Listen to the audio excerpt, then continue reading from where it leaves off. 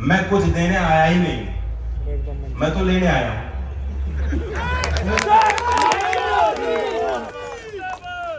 और मैंने खूब लिया, बहुत अच्छा लगा मुझे। हरियाणा और यूपी का कल्चर कोई अलग नहीं, और जैसा दीपेंद्र जी ने इतिहास बताया हमारे परिवारों का, इस क्षेत्र का एक ही मिजाज है। और बल्कि खास बात यह है कि ये जो शिक्षण संस्थान है शायद सबसे पुरानी है। 1912 में स्कूल से, छोटे स्कूल से एक शुरुआत हुई, आज एक बड़ा परिसर, बड़ा फैलाव। चाहे इंजीनियरिंग करनी हो, बीएड करनी हो, स्कूली शिक्षा हासिल करनी हो, टेक्निकल एजुकेशन हो, गर्ल्स का महाविद्यालय हो, संस्थाओं का फैलाव बढ़ता जा रहा है। और उसके पीछे बड़ा योगदान आप लोगों का, स्थानीय लोगों का, बुद्धिजीवियों का।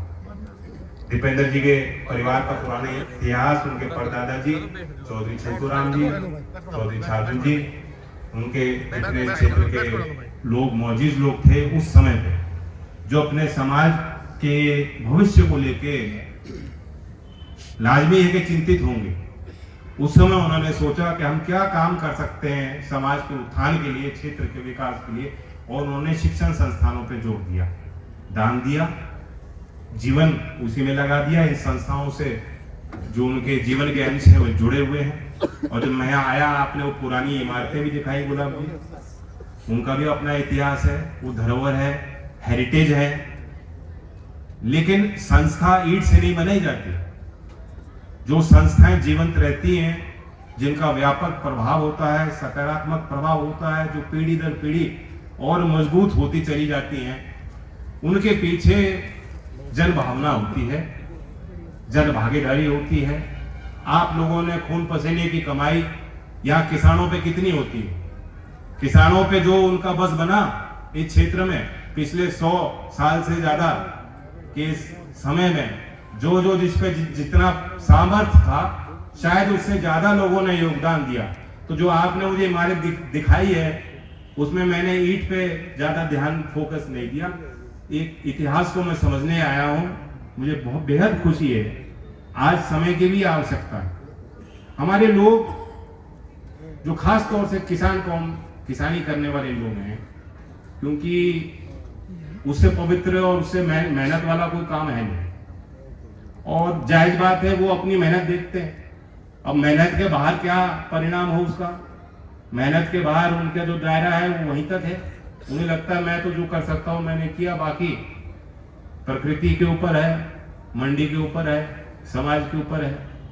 लेकिन हर काम में दिल खोल के किसान काम करता, कोई कसर नहीं छोड़ता। जिस भी काम में किसान और किसान की अगली पीढ़ी को मैं देखता हूं, वो व्यापार में भी है, वो विज्ञान में भी है, वो सेवा के क्षेत्र में है, वो अधिकारी के रूप में कार्यरत है। जहां भी जाते हैं पूरा दिल खोल के, पूरी जान लगा के काम करते हैं, और उनके काम में एक ईमानदारी की भी झलक आती है। तो किसान कौम के लिए अब जो ये चुनौती का वक्त है, जैसे समाज में बहुत तीव्र गति से चेंज आ रहा है, परिवर्तन आ रहा है, हर काम में आ रहा है। 10 साल में आपने देखा आपके जीवन पद्धति में, जीवन की शैली में, किस प्रकार से आप जीते थे जीवन को, कितना बड़ा चेंज आ गया। किस हिसाब से आप अपने विचार व्यक्त करते थे, औरों पर विश्वास करते थे, निर्भर रहते थे, समाज के ढांचों में चेंज आ गया। अब एक घर में ही जो है वाद विवाद होता है, खुला संवाद होता है, और लोकतंत्र के मायने भी यही होते हैं। तो आज के इस आधुनिक युग में अब नई टेक्नोलॉजी भी आ रही है, उसका प्रभाव खेती पर भी पड़ेगा। यहाँ शिक्षाविद बैठे हैं, सब जानते हैं इन चीजों को। शिक्षा व्यवस्था पे भी एक बड़ा हम लोगों की जिम्मेदारी है कि शिक्षा व्यवस्था को भी उतनी तेजी से हम आगे बढ़ाएं, विकसित करें, नई पद्धति का प्रयोग करें। जो पुराना सिस्टम था, लोग एक मान्यता थी कि अगर नॉलेज चाहिए तो कॉलेज एजुकेशन, पहले स्कूल पूरा करो, उसके बाद जो है कॉलेज करो, उसके बाद जो है आप समाज और देश के लिए तैयार हो गए, आपको तो काम मिल ही जाएगा। आज के समय में इसकी कोई गारंटी नहीं है।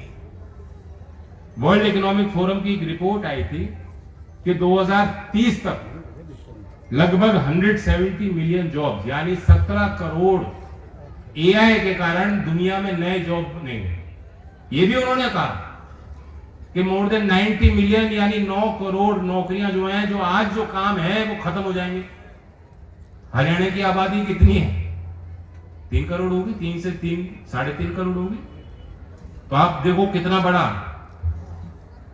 परिवर्तन चेंज पूरी दुनिया में आ रहा है। इसका प्रभाव खेती पे भी पड़ेगा। अभी आईआईटी रोपड़ को centre of excellence in AI की जिम्मेदारी दी गई। वो कोशिश कर रहे हैं, दूसरे शिक्षण संस्थानों के साथ करार हो रहा है। यूपी में सरदार पटेल राजकीय कृषि विश्वविद्यालय है। बीते दिनों में मैंने वहां उनकी एक लैब बनवाई आईआईटी रोपड़ की, जो आईआईटी रोपड़ के नॉलेज पार्टनरशिप में वो संचालित है। और उनकी कोशिश है कि ज्यादा से ज्यादा किसानों को, एफपीओ को, संगठनों को, किसान के समूहों को प्रशिक्षित करें। क्या जरूरत है प्रशिक्षित करने की? कि जो पुरानी खेती है अपनी, बस धान और गेहूं, इससे करके जो काम होने वाला नहीं, आधुनिक खेती भी अपनानी पड़ेगी। आज एआई की टूल ऐसे हैं कि आप मोबाइल फोन से फोटो लेंगे पत्ती की, और कौन सा पदार्थ कम है, आपके सॉइल की क्या हेल्थ है, क्या आपको करना चाहिए पैदावार बढ़ाने के लिए, वो भी आपको सुझाव मिल जाते हैं। तो पुरानी जैसी व्यवस्थाएं वो बहुत तेजी से बदल गई। हमारे लोगों को तो उसके आगे रहना है, उसके पीछे नहीं रह सकते। तो किसानों को भी नई शिक्षा से जोड़ने की कोशिश करनी पड़ेगी। इसमें कृषि विज्ञान केंद्र की अपनी भूमिका, बड़ी जिम्मेदारी ग्रामीण विकास मंत्रालय और कृषि मंत्रालय की बनती है, लेकिन शिक्षा मंत्रालय में भी और कौशल विकास मंत्रालय में भी, चूंकि मेरे अंदर भी वही खून है जो चौधरी चरण सिंह जी का खून था, जो प्रयास चौधरी सिंह जी का था। उस आधुनिकीकरण के दौर में किसान और पिछड़ ना जाए, और नए काम के गंभीरता को समझते हुए, आवश्यकताओं को समझते हुए हमारी अगली पीढ़ी ग्रामों की तैयार है। इसमें इस संस्था की भी बड़ी भूमिका रहने वाली है जहां हम लोग खड़े हैं, क्योंकि यहां स्कूल से लेके पॉलिटेक्निक भी है। एक बात तो साफ है कि एआई कंसल्टेंट की नौकरी शायद खा जाएगी, अकाउंटेंट की नौकरी शायद खा जाएगी, लेकिन इलेक्ट्रीशियन और प्लम्बर का काम एआई उसकी काम में मदद कर सकती है। शायद उसका काम समाप्त इतनी जल्दी होने वाला नहीं। तो जो किसान किसानी करता है वो हाथ की मेहनत, शारीरिक मेहनत को पहचानता है, उसका सम्मान करता है। मैं आज आप सबसे उम्मीद करता हूं कि गांव के जो बालक हैं, ये जो हमारी पद्धति बन गई कि हम तो किसान, हम तो जमीन के मालिक, ये काम हमारे लिए छोटा काम है, हम ये नहीं करेंगे। ये जो सोच है हमें ये बहुत तेजी से बदलनी है। ये जो सोच है कि हमारे पास, हमें तो बीए की डिग्री चाहिए, कि बीए की डिग्री ज्यादा महत्वपूर्ण है और पॉलिटेक्निक का डिप्लोमा इतना महत्वपूर्ण, इतना असरदार नहीं है, यह आईटीआई की पढ़ाई नकली है। ये जो मान्यताएं समाज में फैली हुई हैं, इन्हें बदलना बेहद जरूरी है, वरना इस आधुनिक युग में नए अर्थव्यवस्था में हम लोग किनारे हो जाएंगे, मुख्य धारा में हम लोग आ नहीं पाएंगे। तो इसलिए ये ही जिम्मेदारी मुझ पे है। मैं तो जहां जाता हूं मेरा पूरा फोकस इसी पे रहता है। और मैं यहां भी इस बात को कहना चाहता था, आपने बहुत समझदारी से बात रखी है, मैं कोई लंबी चौड़ी बात नहीं कहूंगा। बहुत सम्मान आपने मुझे किया। चौधरी चरण सिंह की भी कर्मभूमि है, चौधरी छोटू राम जी का क्या प्रभाव सब लोग जानते हैं, मैं भी जानता हूं। और ये ऐसी शख्सियत है जिन पे आगे और अनुसंधान होगा। ये बात सही है कि चौधरी छोटू राम जी ने महाजन के चुंगल से किसानों को बचाया। आधुनिक निर्माण की उनकी प्रगतिशील सोच थी। भाखड़ा नंगल डैम का उन्होंने आइडिया का इजाद उन्होंने किया। और जो फौज के प्रति हमारे लोगों का रुझान आज भी है, जिस कारण से आज देश की रक्षा तो हो ही रही है, लेकिन इस क्षेत्र का पुराना एक मिजाज रहा कि आप जाके बताओगे तो आपके परिवार में कोई ना कोई सदस्य जो है या तो आर्मी में सेवा करत रहा है, या कितने ही शहीद हर गांव में आपको मिल जाएंगे। तो वो इस क्षेत्र की पहचान रही, उस कारण से सम्मान भी बहुत मिलता है। हम सबको बहुत बड़ा सम्मान और आदर मिलता है देश में उस कारण से। और अगर आप सोचो कि शुरुआत कहां से हुई, लगभग 2014 की 1914 की बात, कि जब चौधरी छोटू राम जी ने कॉल दिया फर्स्ट वर्ल्ड वॉर में, तब तो पंजाब था, हरियाणा के शायद 84,000 किसान के ही बेटे थे, 84,000 लोग शामिल हुए वो हरियाणा। सेकेंड वर्ल्ड वॉर में वो आंकड़ा शायद 1.5 लाख पार कर गया। और ये सब उसका श्रेय जो है मुख्य तौर पे चौधरी छोटूराम जी को निश्चित रूप से उसका जाता है। उन्होंने आह्वान किया और जितनी उम्मीद थी उससे ज्यादा आपने काम किया। तो ये शौर्य का परिचय, शौर्य का इतिहास है। लेकिन मैं कहना चाहता हूं कि वही ये हम लोगों का बड़ा गौरवशाली इतिहास है, छाती फूल जाती है, लेकिन इस पे हम लोग संतोष कर देते हैं या गुमार कर लेते हैं। गर्व करने में और गुमार करने में अंतर है कि नहीं है? अपने गौरवशाली अतीत पे तरफ देखते रहोगे, पीछे ही देखते रहोगे तो दुर्घटना आगे होगी। तो ये सब ठीक है, ये हमारे खून में है, हमारे जज्बातों में है, हमारे जुनून का हिस्सा है, हमारे इतिहास का हिस्सा है, लेकिन हमें अपने आप को री इन्वेंट करना पड़ेगा और कोई चारा नहीं। चौधरी अजीत सिंह जी ने किया, IIT खड़गपुर में पढ़ाई की।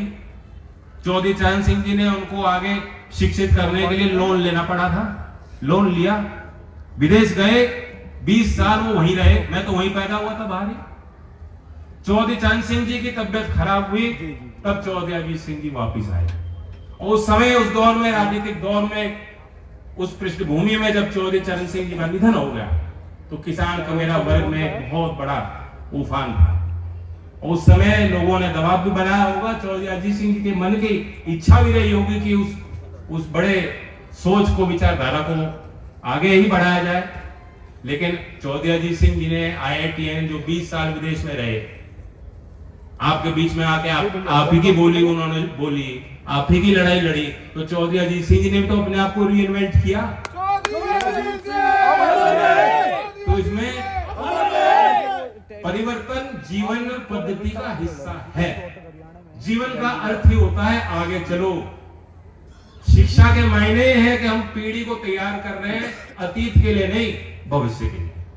और भविष्य अब साफ हमारे सामने, भविष्य का क्या दृश्य होने वाला है वो साफ जितने विद्वान यहाँ लोग बैठे हैं सबको दिखाई दे रहा है। अकेले खेती से गुजारा नहीं होगा, खेती की नई किस्में आपको अपनानी पड़ेंगी, नई टेक्निक प्रयोग करना पड़ेगा, वैल्यू एडिड में जाना पड़ेगा, अगली पीढ़ी को नए काम जोड़ने पड़ेंगे। इस सब में जो कुछ भी हम लोग कर सकते हैं, दीपेंद्र जी जिम्मेदार जनप्रतिनिधि हैं, मुझे आपके आशीर्वाद से मंत्री पद का वो जिम्मेदारी मिली। और दीपेंद्र जी कह रहे थे पक्ष विपक्ष, इस परिसर में ना पक्ष ना विपक्ष, हम एक पक्ष।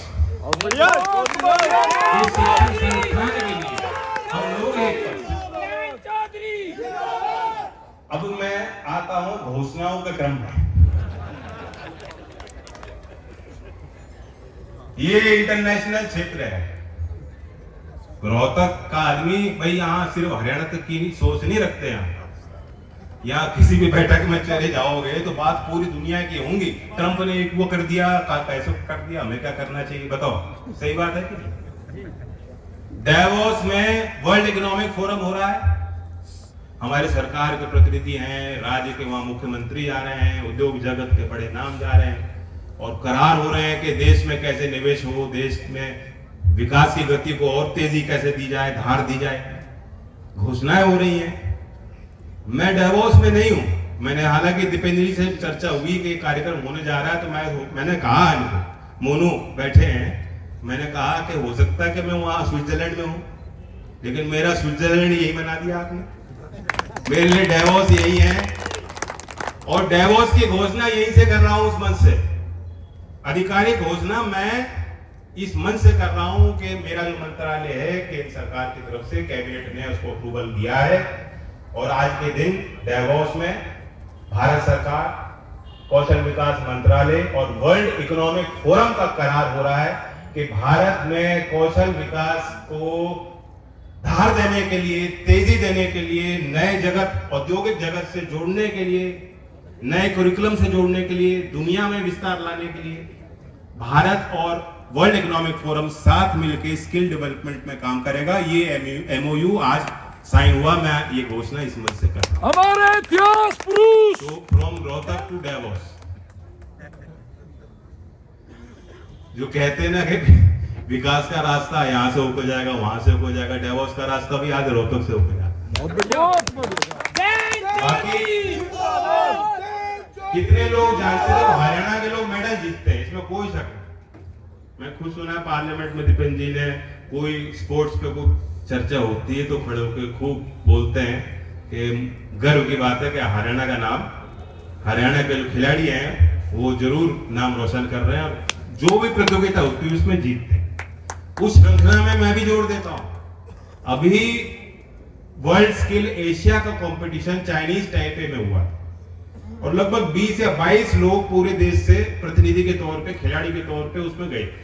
कई उसमें देश के 39 देशों के वहां खिलाड़ी ही कहूंगा जो कंपेटिटर थे वो आए हुए थे। हरियाणा के 2 गए थे। हरियाणा के पंजीकृत उसमें भारत के उसमें दल में 2 लोग बच्चे शामिल थे और दोनों ही मेडल जीत के आए, एक फैशन डिजाइन में और एक डिजाइन के कॉन्सेप्ट में। दोनों मेडल जो है भारत के लिए वो जीत के आए, एक सम्मान जीत के आए। तो हरियाणा का इतिहास है।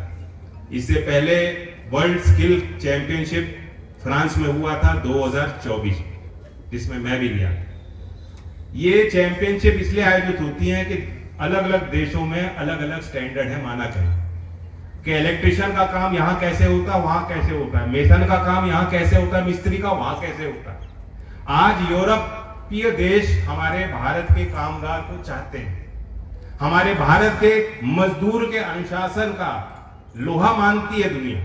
और दुनिया, क्योंकि भारत एक युवा प्रधान देश है, लोग चाहते हैं कि नौकरी रोजगार जो हमारे यहाँ अवसर मिल रहे हैं कि भारत के अगर लोग जाएंगे तो हमारे लिए रास्ते कोई बंद नहीं, रास्ते खुले हुए। लेकिन वो चाहते हैं कि एक जो कौशल प्राप्त जो नौजवान युवा है, जो प्रशिक्षित नौजवान है, उनको मौका पहले दें, उनको वरीयता दी जाए।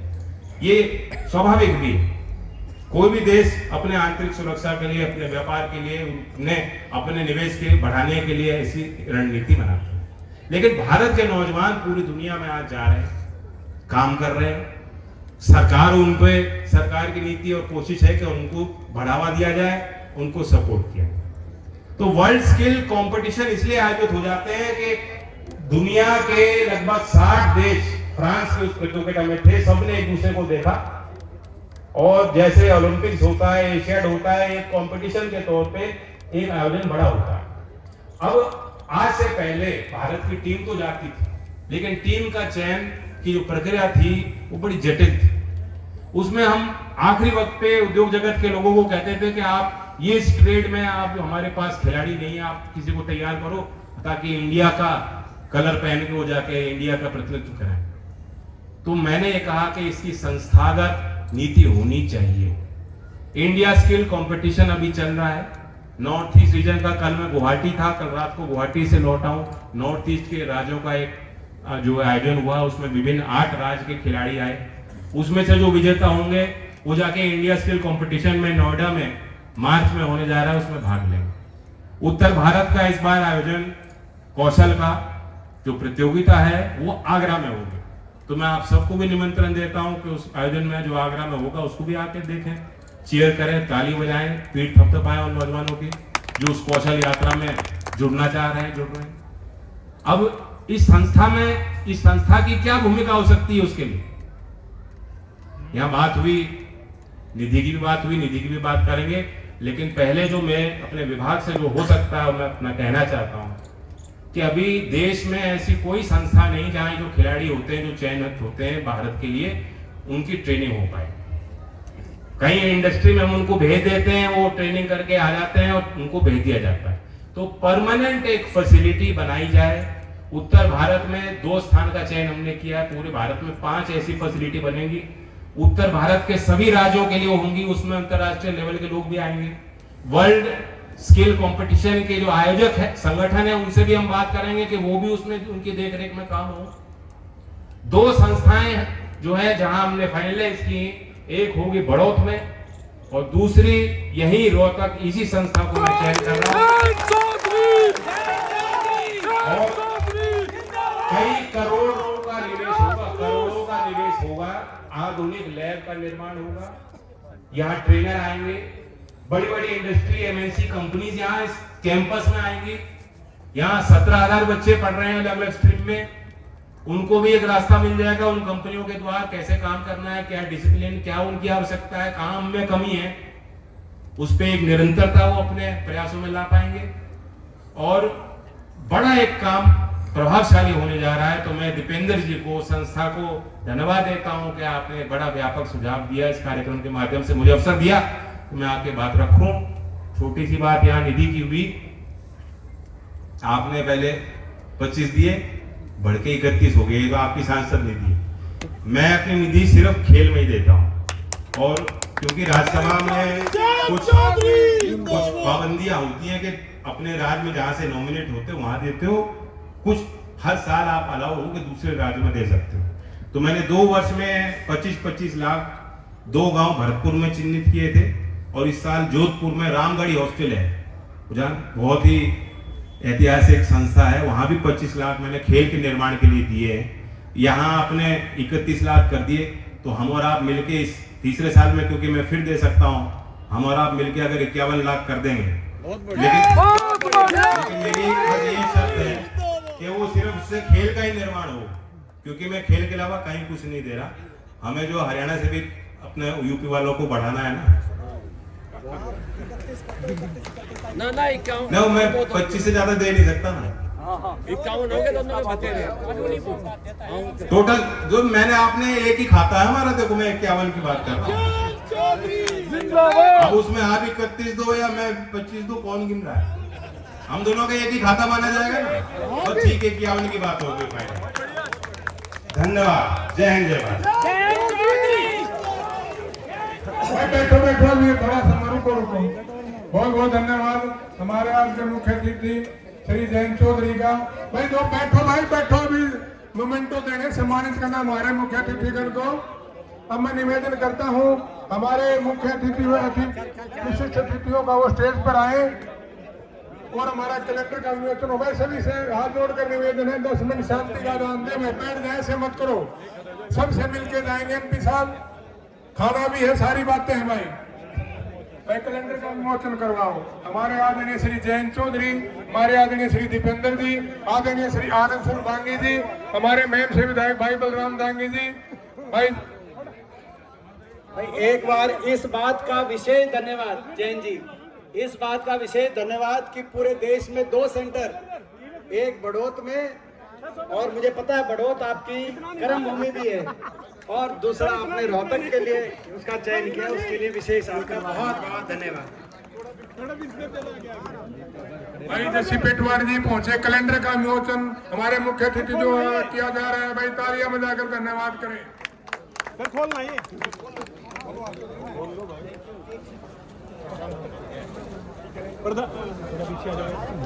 प्रधान जी,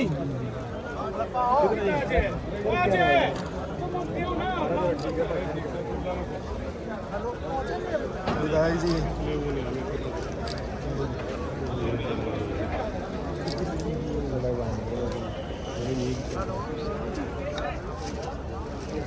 किसी का फोन लिया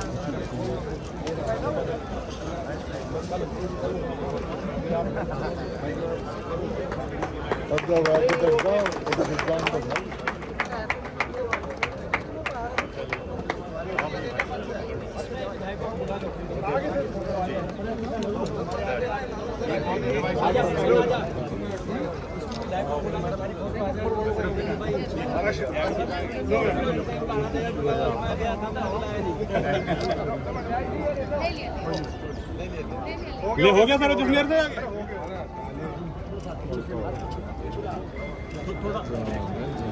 प्रधान जी सामने देखो एक बार।